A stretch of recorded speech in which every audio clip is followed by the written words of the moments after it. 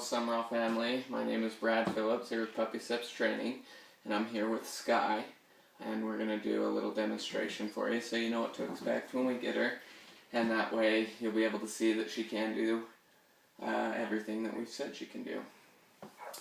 And so we're going to jump right in. Our program is broken down into a couple different groups. One would be manners, and that's what we're going to talk about first. 2 would be the obedience commands. 3, house training, and 4, leash walking. So we're going to jump right in with the manners. Starting off would be with any gates or doorways we don't want the puppy to break through. We expect her to stay or hold that stay before she can come in, and we release her, which the release word is the same throughout, which is okay.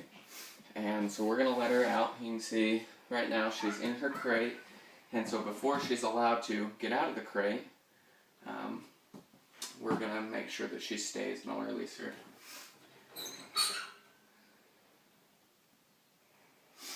Now this is an expected behavior, but every once in a while you might have to remind her. Okay, good girl. Now we never reward with food as they come out of the crate or inside or outside, because just that release and being able to be free or go or get out, I guess, is a reward in itself. And so I'll show you, we expect the same thing with the doorway. She's expected to wait for my command. Like I said, it's an expected stay. You can see that she just stays put and looks up at me. Okay. Let's go. I'll go inside. And it's the same thing with coming in. Stay. Okay. Good girl. That's a good girl. Now she's built up this expectation here. She knows that we expect her to hold the stay at the door. Now, when we go to your home, she hasn't quite learned your rules yet, and it's a new place. So she might come and go through the door without staying, and so it's important that we hold her to that expectation. At your house, you make sure that she stays, and she knows that you expect her to wait for your verbal release. The next greeting, as you can see, the next manner is a greeting. We expect her to sit as a greeting. So anytime she comes up to me, I expect her to sit. And that does a couple things for us. One, that gets her planted so she's not all over the place, she's not jumping up, she's just planted in one position or in one spot. And second is that her eyes come up and she's focused on us, so she's not thinking about anything else. So anytime she approaches anyone, before we let them pet her or meet her, we expect her to sit, and then we're allowed to go down and give her loves or to meet her. Let's see. Some of the other manners are her mealtime manners. Now we never want her to jump up or try and knock the food out of our hand or to grab it. So we always expect her to hold a stay or to sit and wait for me to release her. Stay. And she's done really well with this for a puppy. We can set it down. No. And it's normal every once in a while for them to break, or when they get excited, sometimes they just need a second to gather themselves and to be reinforced. Stay.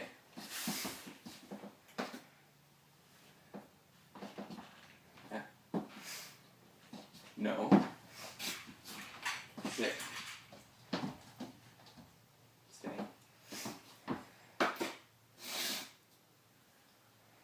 Okay.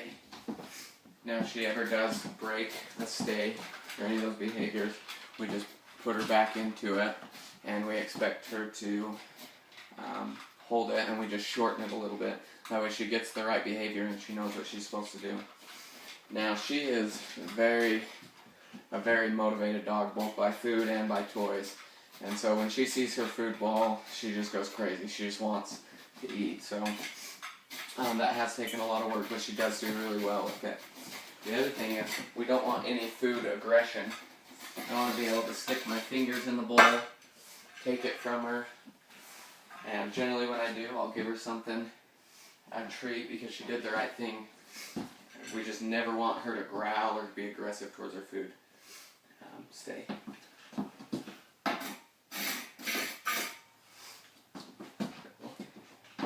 No. You just go. Oh, stay. Yeah. Stay.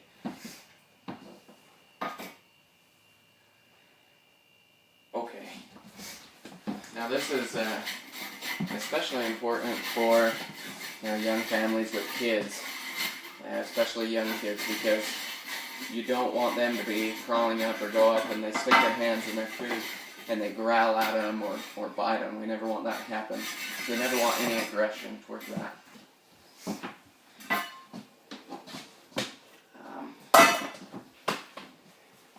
Next in our manners is also, it will be very important for you where you have a young little girl, because you never want her to steal things out of her hands or accidentally or bite her clothes or anything. And especially where she'll have her separate toys. Now we expect her to, if she picks up something that you don't want her, or even a toy and you just want her to release it, we ask her to drop, which we'll see if she wants to play or pick it up, huh?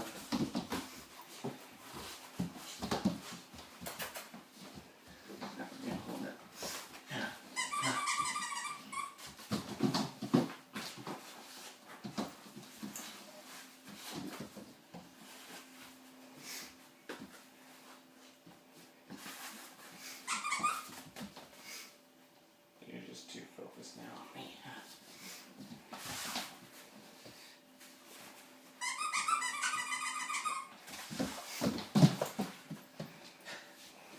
She can smell the food in my apron, so she doesn't want to go and get her toy.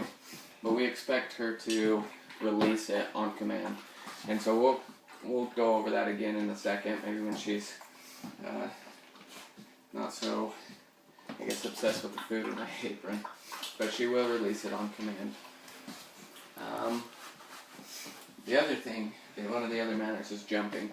Now she is a very excited dog. You've seen that she'll jump up around me a little bit. But we focused a lot on her jumping, because we never want her to put her paws on us or to jump up on us. And she's gotten a lot better at it. Now, that's not to say that she's not going to jump ever, because there are those times in what we do if she does ever jump. It's either we'll take the leash and we'll give her a quick correction. And that's either if she's jumping up on you or anyone around you or on the table or on the chair. You can just give that quick correction, just 2 little pops on the leash, just to let her know that that's not the correct behavior. And as you can see, she has done really well with it. She hasn't jumped up on me. Like I said, every once in a while they'll jump around you, but I never want her paws to come up on me. And I think the last part of our manners is chewing.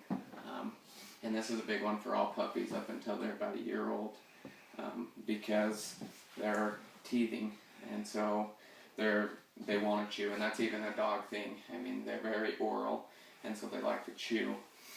What we've done with that is replacement and also prevention. Trying not to leave any of those things out where they can access them to chew on them or free rein, which is a little bit more difficult when we get to your house, because a house is a lot harder to pick everything up, and the table's always on the ground or the couch. And so when it comes to those, it's important that we replace it. And you can look at that, whether she's chewing on a table leg, we'll give her something hard and something good to chew on, like a rawhide, or we have little bully sticks, just something that she can really kind of dig into. Now if she's chewing on a pillow or a sofa or something like that, we'll replace it with something a little bit softer. And so you can just look at what she's chewing on and be able to replace it. I think that about covers it for our manners. And so we will jump into the obedience commands. Now we have 9 total main obedience commands that we teach them. 3 with hand signals, and that's sit, down, and stay. And then the other ones are crate, go to bed, drop it. Let's see, what am I forgetting? So you got sit, stay, down, stay, crate, go to bed, drop it, come, and watch me. Those are our 9 main commands.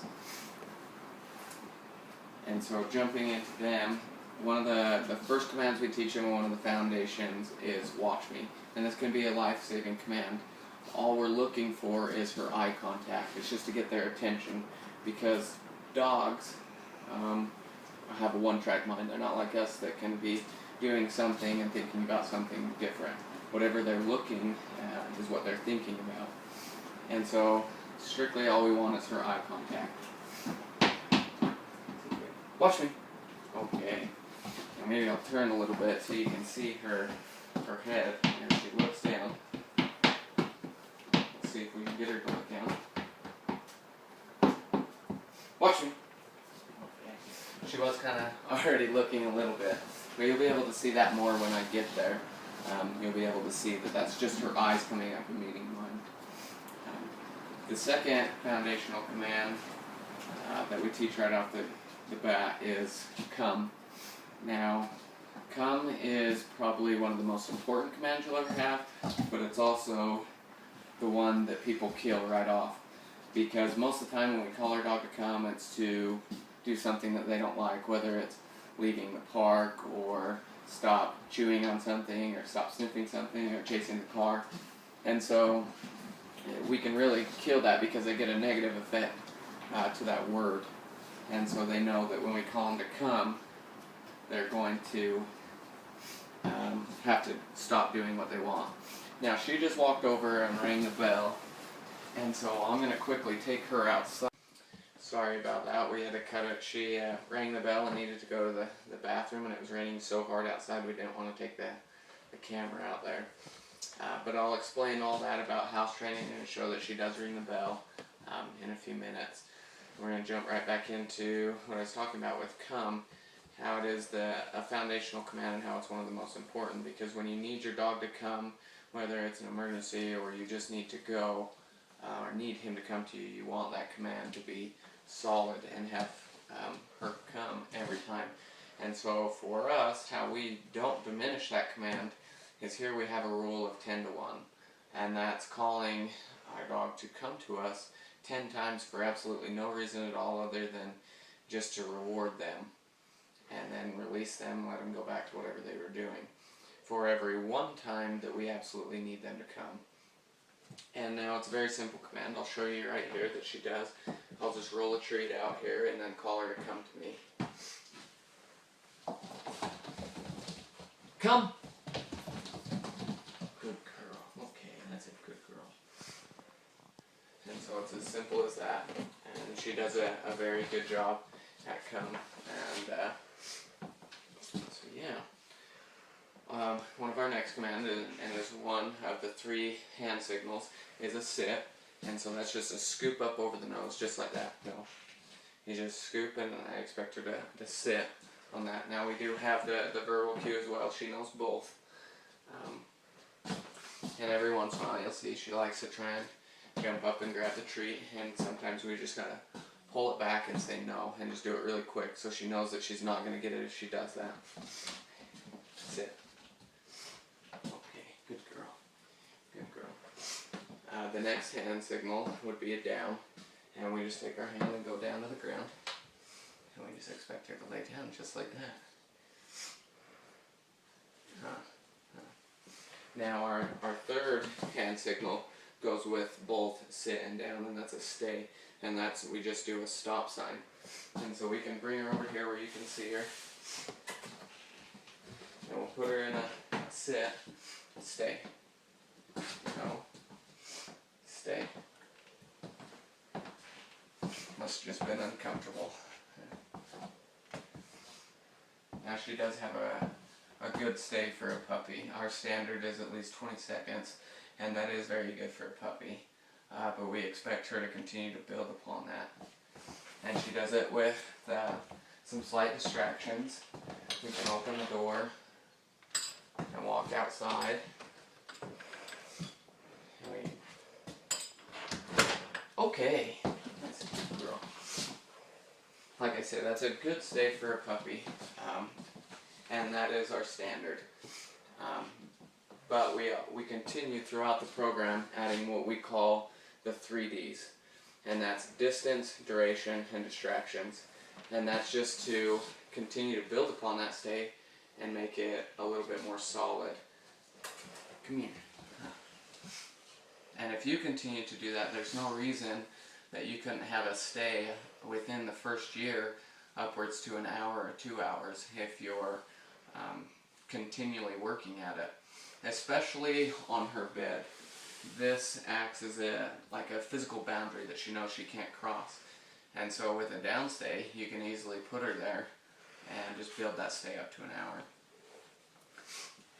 And I'll show you her downstay now. Over here. Sit. Down. Stay.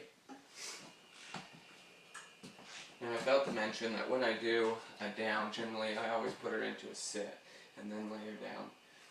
That way it's a little bit easier for her to comprehend and she's not already moving around. Stay. And you can see that if she does look like she's about to break, we can just reinforce that with just giving her the hand signal and telling her to stay.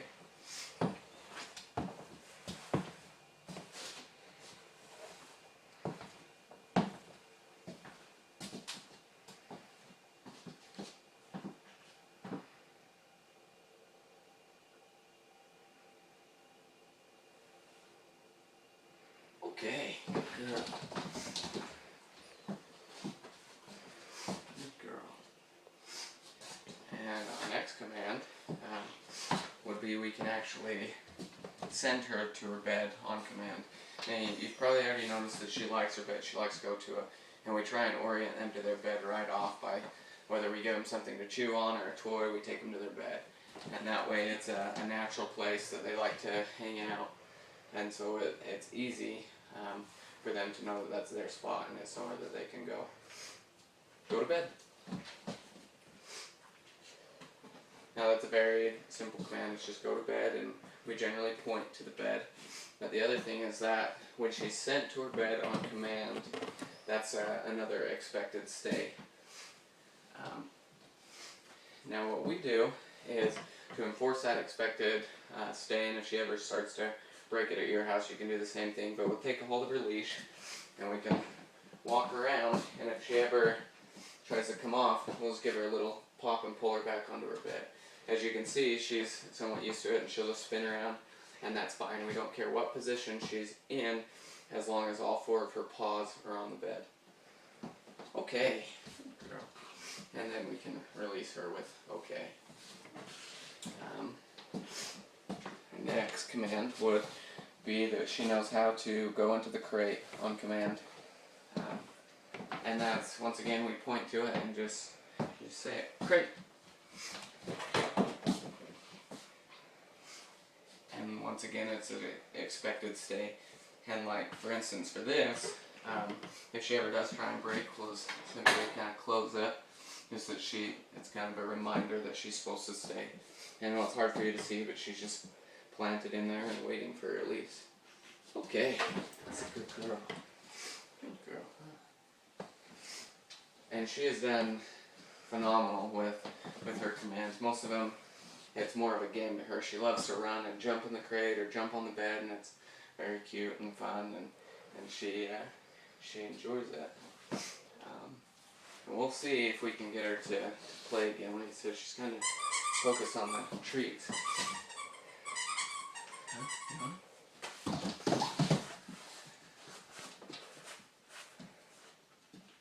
Let's see if she'll grab it and we can get her to drop it. I know it doesn't look like it, but she loves to play with toys. If you have treats in your hand, she's a little bit more interested in the food, but if you don't, she likes to kind of be a spaz and she'll run around and pounce on it.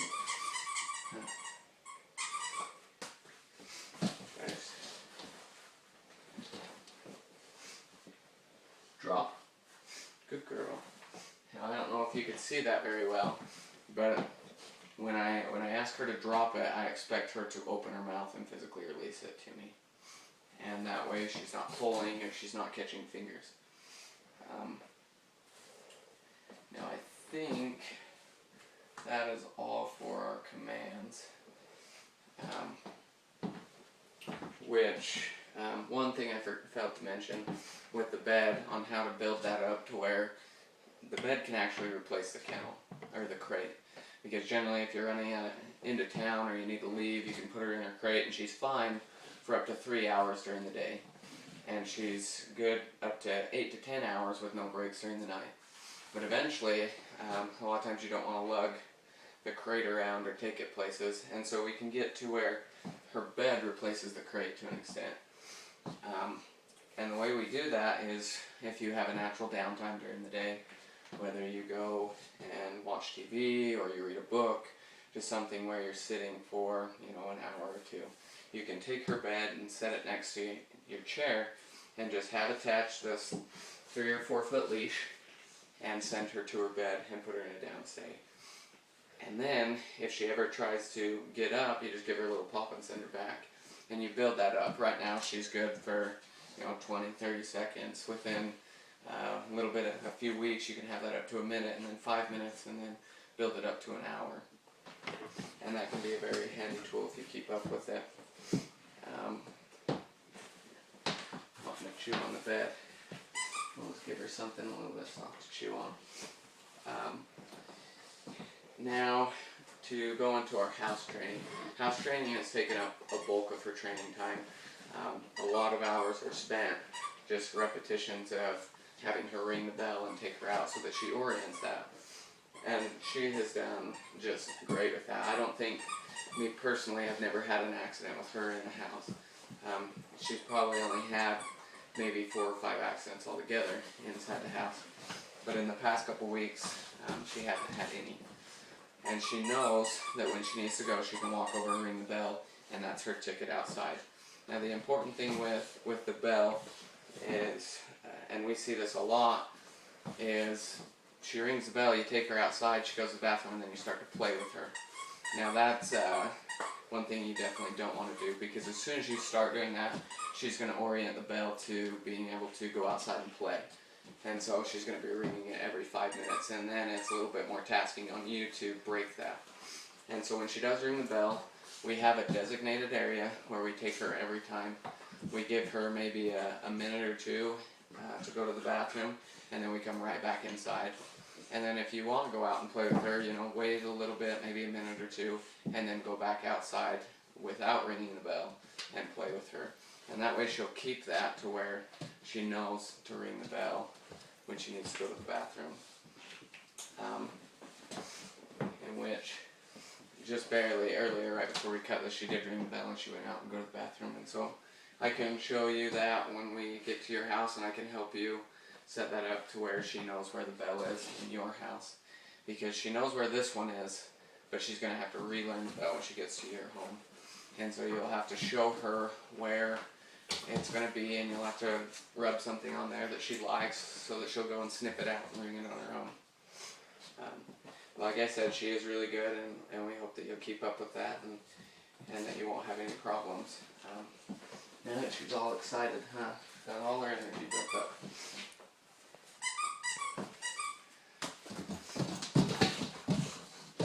Now the last part is our leash walking. Now this is another thing that's taken up a lot of time, getting her to where she won't pull on the leash. Now we do 2 types of walks with this. One is an off leash or a long leash walk. Let me get it off. Now it's something like this. This is a 10 or 15 foot leash. And this is just so she can be a dog. We take her out on that, she can sniff, she can run around, and once you get comfortable with her on that, we do off-leash walks where they can just run, and every minute or two we'll call them back, and so they'll stay in range and keep to check in. The second is what we call an attention walk, and that's with this 4 or 5 foot leash, and that's when we expect them to pay full attention on us. and they're not going to go and sniff things out or chase things, but that they're going to walk by our side with a loose leash. And so when we do walk, I expect her to maintain this type of a J shape in the leash. Now, every once in a while she will catch whiff of something or she wants to go, and she might try and pull. The important thing with that is we say become a tree, and that you have to plant yourself and do not let her go forward until there is until the leash is loose. And so that's one of the commands with the attention walking, and that is easy. So if she pulls, give her a correction and say easy, and wait till she turns around and puts that that slack back in the leash. Now we're going to walk out here, and I'm going to show you the attention walking, what it's supposed to look like.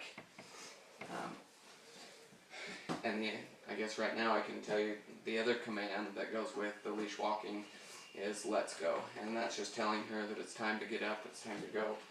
And so we will walk out there. Let's go.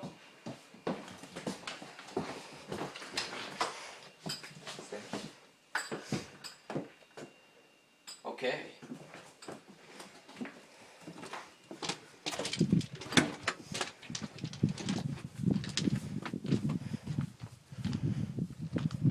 Now this is the potty spot, so she might need to go to the bathroom. We'll let her sniff around real quick and see if she does need to go. Easy.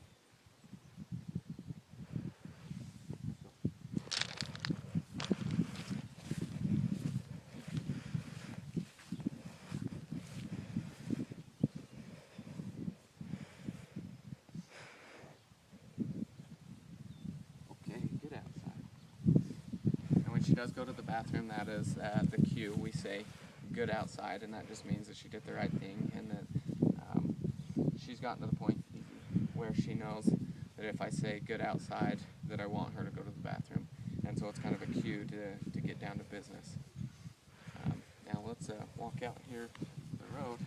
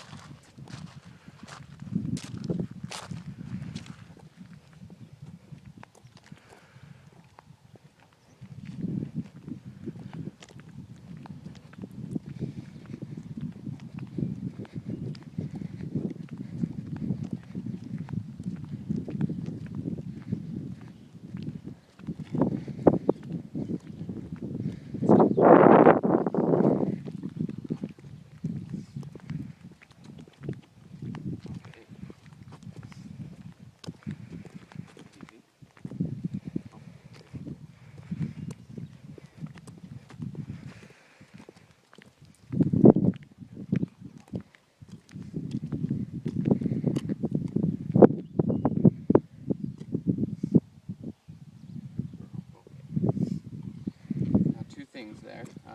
One, when I stop, I want her to once again plant in front of me. That way she's not pulling the leash all around you or trying to bolt. I expect her, when I stop, just to plant. And every once in a while you might have to remind her. It's like that, just with a little scoop, and she knows to wait. The other thing I did, you'll notice, she wasn't quite pulling, but I wanted to show you that if she does ever get ahead, just to stop. Gave her just a little correction and said easy, and she turned around. And so that's kind of the important thing with leash walking. The other thing you probably noticed is that every time she looked at me, I did reward her. Now, for most people, that's a little bit difficult to carry a huge pouch of treats on you when you go for a walk, and every time she looks, reward them. Now, even though that is difficult, for the first few months at least, up to a year, that is important, because, and that's the same with all the commands, is if you're consistent with rewarding them, and it doesn't always have to be a treat. We do, pet them or show them some affection or toys. But if you do that for the first year, it's going to build into overdrive, basically. It's going to become